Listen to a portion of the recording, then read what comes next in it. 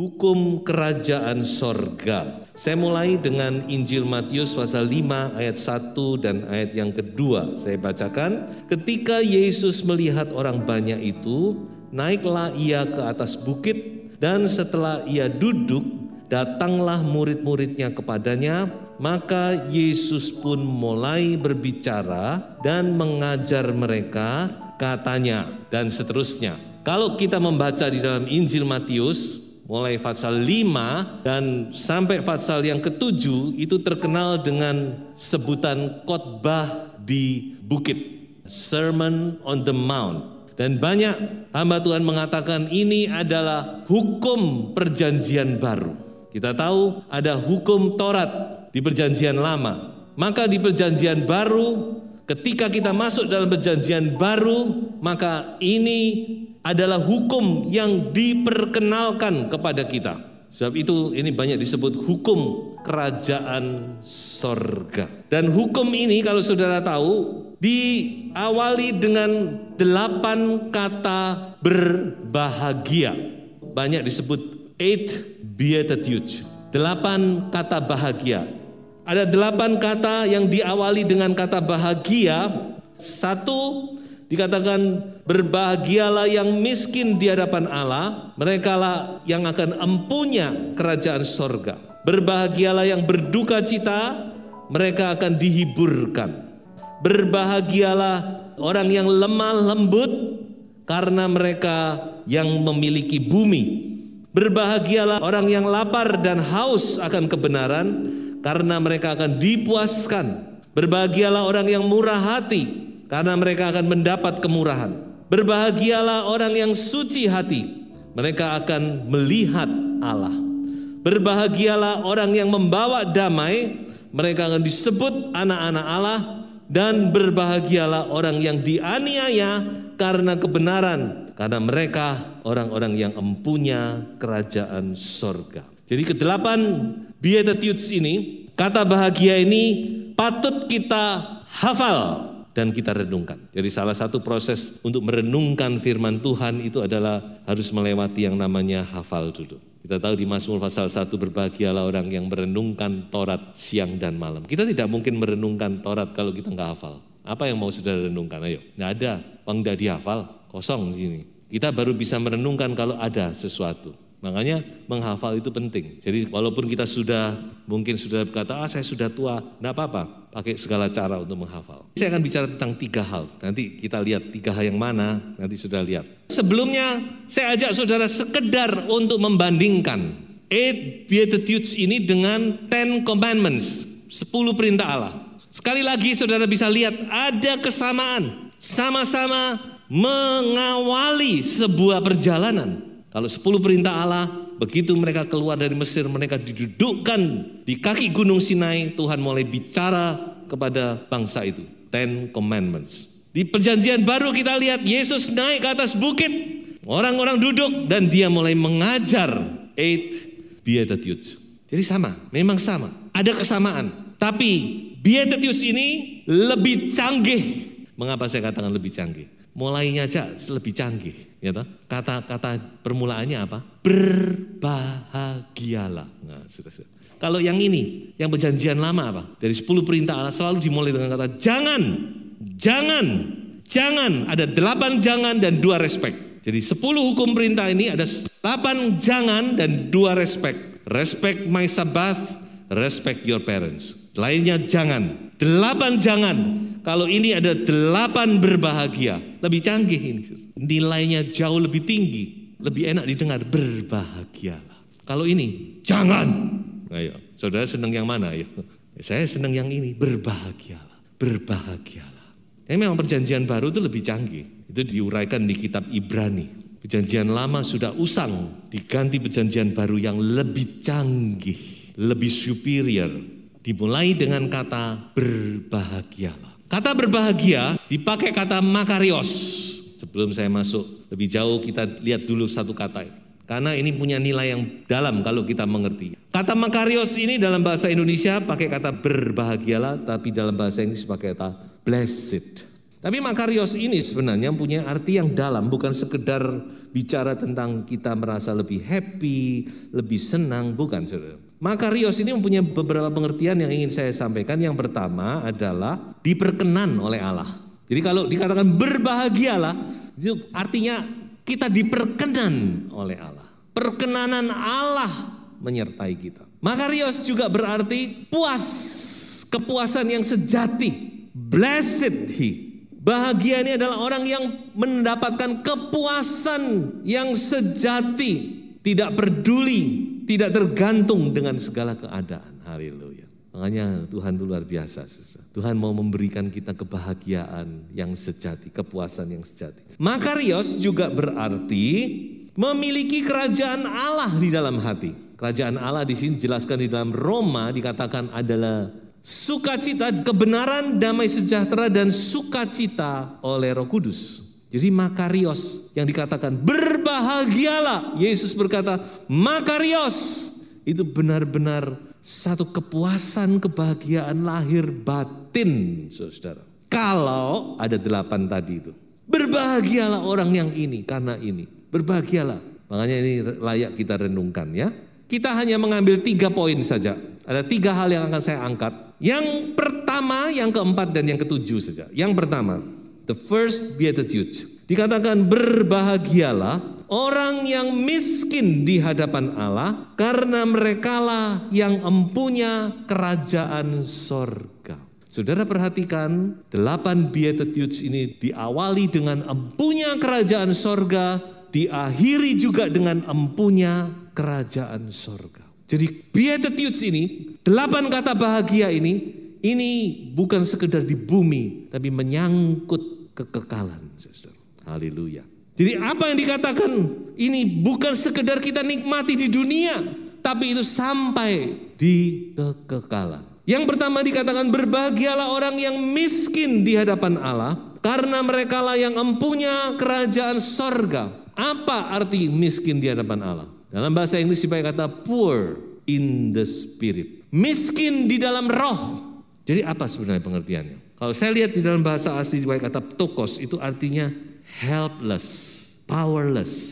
Jadi miskin di hadapan Allah ini bicara orang yang di hadapan Allah dia merasa tidak ada apa-apanya. Merasa tidak mampu, merasa tidak berdaya. Ini yang dimaksud. Ketika kita menghadap Tuhan, kita merasa tidak ada apa-apa, kita tidak mampu, helpless. Mungkin sampai di sini saudara masih sulit membayangkan. Saya ajak saudara masuk ke poin berikut ini. Coba kita lihat tentang sidang jemaat di Laodikia. Sidang jemaat yang ke-7. Sebenarnya ini gambaran juga dari sidang jemaat di akhir zaman. Apa yang dikatakan oleh sidang jemaat di Laodikia ini? Aku kaya, aku mampu, aku tidak kekurangan apa-apa. Tapi Tuhan Yesus yang menulis surat itu berkata, engkau tidak sadar bahwa sebenarnya engkau miskin, engkau melarat, engkau tidak punya apa-apa. Mengapa sidang jemaat Laodikia mengatakan kaya? Memang dia kaya. Dalam sejarah, jemaat yang paling kaya itu jemaat di Laodikia. Secara materi, dan mungkin juga hal-hal yang lain. Ini yang membuat mereka merasa diri kaya. I am rich. Ini menjadi gambaran bagi kita, bagaimana kita harus berdiri di hadapan Tuhan. Siapapun kita adalah jauh lebih bijak ketika kita datang ke hadirat Tuhan. Kita merasa diri tidak mampu apa-apa. Itu maksudnya. Syukur-syukur kalau kita memang merasa tidak mampu. Yang sulit itu kalau kita merasa mampu. Makanya di awal daripada Beatitudes Tuhan mengingatkan, blessed be the man who is poor in the spirit. Diberkatilah, berbahagialah orang yang miskin di hadapan Allah. Tuhan Yesus pernah mengatakan sebuah perumpamaan di dalam Injil Lukas. Ini juga membantu kita untuk mengerti tentang Farisi dan pemungut cukai. Secara manusia memang orang Farisi itu hebat. secara manusia loh ya. Dalam pandangan manusia, ibadahnya hebat, ya pokoknya hebat lah segala sesuatu. Dan secara manusia pemungut cukai itu dianggap orang-orang yang berdosa. Karena mereka bekerja sama dengan Roma untuk memungut pajak dari bangsanya sendiri. Mereka adalah kelompok yang dibenci secara manusia. Sehingga orang Farisi ini ketika menghadap Allah, dia membanggakan diri. Aku tidak seperti orang itu Tuhan. Aku puasa seminggu 2 kali. Aku memberi perpuluhan. Aku berbuat ini. Aku tidak melakukan ini dan seterusnya. Oh, dia sangat merasa bangga. Dia pikir Tuhan akan ngomong ciamik kamu. Lalu bagaimana dengan pemungut cukai ini? Dikatakan dia menghadap ke bawah. Dia tidak berani menengok ke atas. Dia menepuk dada, Tuhan ampuni aku. Orang yang banyak salah dosa. Dan Tuhan Yesus ngomong, pemungut cukai ini adalah orang yang diperkenan oleh Allah. Dia pulang, dia meninggalkan bait Allah sebagai orang yang dibenarkan. Bukan berarti di sini saudara saya memberikan izin untuk kita berbuat dosa, bukan itu saudara. Bukan itu maksudnya. Tapi yang saya lihat di sini bagaimana sebuah hati yang poor, yang merasa tidak layak, tidak mampu. Saya ingat di sorga dikatakan 24 tua-tua itu. Ketika dia menyembah Tuhan, mereka melempar mahkotanya. Mereka sujud menyembah dia yang duduk di tahta. Di hadapan Tuhan, segala kehebatan, kemuliaan kita, kekayaan kita tidak ada artinya. Yang ada artinya adalah sebuah hati yang mau merendahkan diri di hadirat Tuhan. Kedua, kita lihat kepada the fourth beatitudes. Kata berbahagia yang keempat. Maaf ya, saya tidak urut karena saya merasa ya saya tergerak di sini. Kata berbahagia yang keempat berbunyi, berbahagialah orang yang lapar dan haus akan kebenaran, karena mereka akan dipuaskan. Orang yang lapar dan haus akan kebenaran, karena mereka akan dipuaskan. Betapa sulit kata puas ini, bukan saudara-saudara? Karena manusia tidak akan pernah merasa puas. Tapi firman Tuhan menjamin orang yang lapar dan haus akan kebenaran, mereka akan mendapat kepuasan, satisfaction. Nah, mengapa saudara-saudara dikatakan lapar dan haus akan kebenaran? Ada satu ayat berkata demikian, saudara. Saya bacakan saja dari Amsal 27 ayat 7. Orang yang kenyang menginjak-injak madu, tetapi bagi orang yang lapar segala yang pahit dirasakan manis. Saya pikir inilah problem daripada gereja Tuhan. Mengapa kita tidak suka mencari Tuhan? Mengapa kita tidak suka mendengar firman Tuhan? Mengapa kita tidak suka membaca firman Tuhan? Mengapa kita tidak suka untuk mencari, menyembah Tuhan, mencari hadirat Tuhan? Karena kita tidak lapar, karena kita tidak haus. Coba kalau kita lapar, saudara. Orang yang lapar dan haus, makanan tidak enak pun enak. Itu orang yang lapar dan haus. Tapi orang yang kenyang, makanan yang enak pun tidak bisa makan. Sudah kenyang, walaupun seenak-enaknya tidak bisa makan. Yes, ngicipi dikit. Tidak bisa dipaksa, sudah kenyang. Sebab itu saudara, betapa pentingnya kita memelihara, menjaga hati kita sedemikian rupa sehingga selalu hati kita ini haus dan lapar akan kebenaran. Saya juga demikian kok saudara. Kadang-kadang rasanya itu pengen gitu ya baca firman, seneng. Kadang-kadang bosan, kadang-kadang berat sekali baca firman, harus dipaksa. Tapi ya saya paksa saudara. Saya tidak menuruti seneng tidak seneng. Karena bagi saya punya target sendiri. Tapi dari sini saya bisa menilai diri saya sendiri. Rasa lapar dan haus itu sampai di mana? Ayo saudara, miliki rasa lapar dan haus akan kebenaran ini. Supaya kita bisa dipuaskan. Jadi tidak heran banyak orang percaya itu tidak senang ke gereja ogah-ogahan, baca firman Tuhan ogah-ogahan, diajak berdoa ogah-ogahan. Tidak membutuhkan. Sudah cukup hidupnya dipenuhi dengan kesenangan dunia, dia sudah senang. Kapan membutuhkan? Nah, kalau ada perlu nanti. Kalau disentil dikit itu kan, gitu baru dia, Tuhan. Ngapain sih kita kok harus disentil baru cari Tuhan? Ayo kita rindu selalu bersama di dalam hadirat. Biarlah selalu ada rasa lapar dan haus selalu kepada Tuhan. kepada kebenaran. Apa itu kebenaran? Firman Tuhan mengatakan ada 3 hal yang dikatakan sebagai kebenaran. Yang pertama, kebenaran itu adalah Yesus sendiri. Akulah jalan, kebenaran, dan hidup. Yang kedua, kebenaran adalah firman Tuhan. Firman-Mu adalah kebenaran ya Bapa. Doa Yesus. Dan yang ketiga, kebenaran itu adalah roh kebenaran itu. Roh Kudus, roh kebenaran. Tuhan tolong kita supaya selalu dalam hidup kita memiliki rasa haus, rasa lapar kepada kebenaran. Ada janji Tuhan ya. Mari kita baca bersama ayat yang beken ini. Tetapi carilah dahulu kerajaan Allah dan kebenarannya, maka semuanya itu akan ditambahkan kepadamu. Saudara cari kebenaran, apa yang saudara tidak minta Tuhan tambahkan. Saudara tidak usah khawatir. Baik, saya akan masuk kepada poin yang terakhir. Saya ambil adalah Beatitudes yang ke-7. Berbunyi, berbahagialah orang yang membawa damai, karena mereka akan disebut anak-anak Allah. Berbahagialah orang yang membawa damai, karena mereka akan disebut anak-anak Allah. Jadi saudara-saudara, ciri dari seorang anak Allah adalah dia seorang peacemaker. Dia adalah seorang pembawa damai.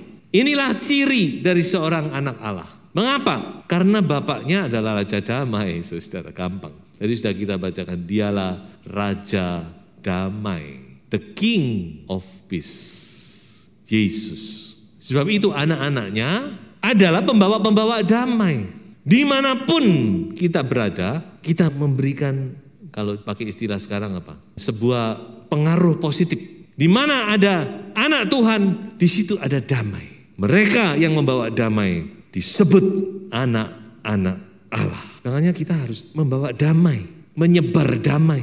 Apakah itu di luar, maksudnya di antara orang-orang yang tidak beriman, apalagi di antara anak-anak Tuhan sendiri, sesama orang beriman. Jadilah pembawa damai. Di mana ada kita, ada damai. Saya pakai istilah sekarang adalah menyejukkan.